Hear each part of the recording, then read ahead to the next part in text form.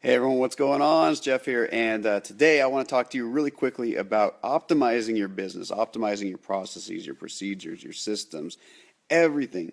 And optimization is a really cool thing when you think about growing a business and becoming more profitable and scaling to seven, eight, nine figures even.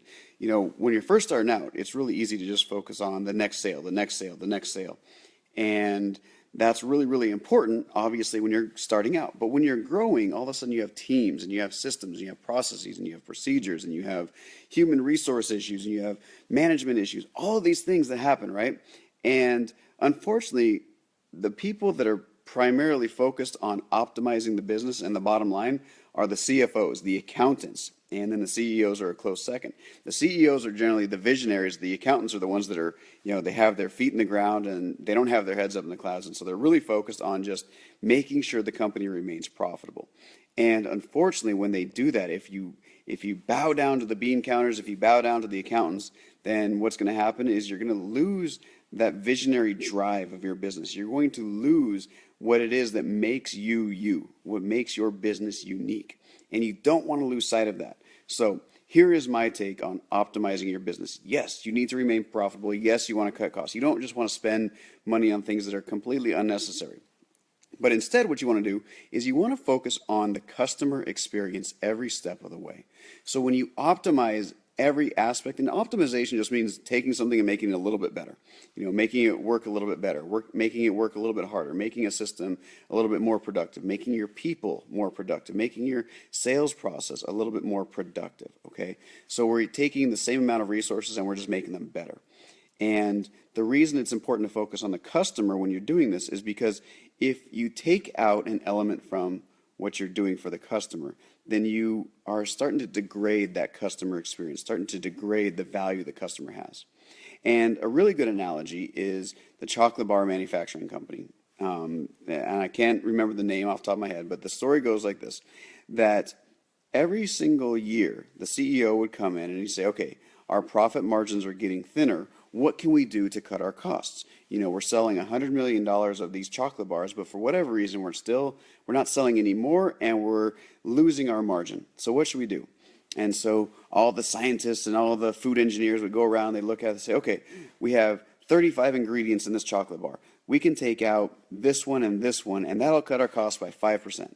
And so they started doing that. And they come back the next year and they didn't see any noticeable change in the number of sales, and yet their profit margin went up. And say, oh, great, this is awesome.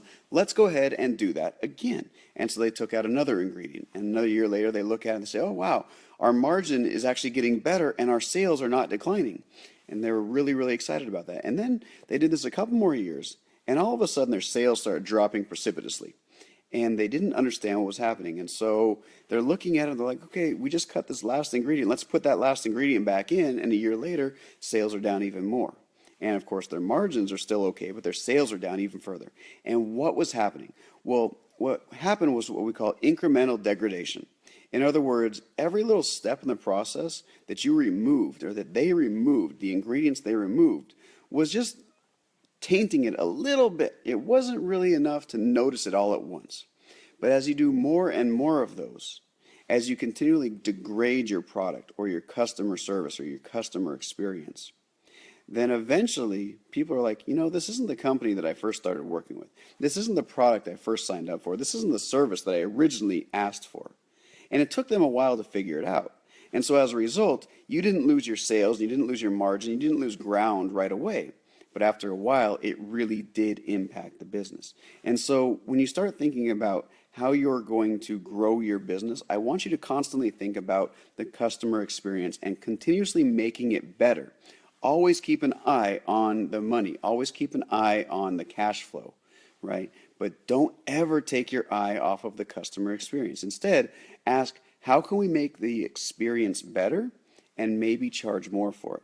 How can we add more value without taking anything away and still increase our margins? Okay, so those are the types of questions you want to ask. If you're asking the right questions every step of the way, your business will grow. Don't fall victim to incremental degradation, as they call it.